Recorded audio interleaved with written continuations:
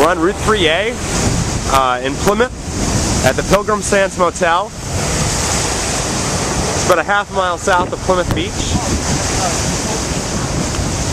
And 3A has been shut down as the storm surge overtops the road, pretty much where the Eel River Bridge is. And the waves coming off of Cape Cod Bay are nothing short of impressive.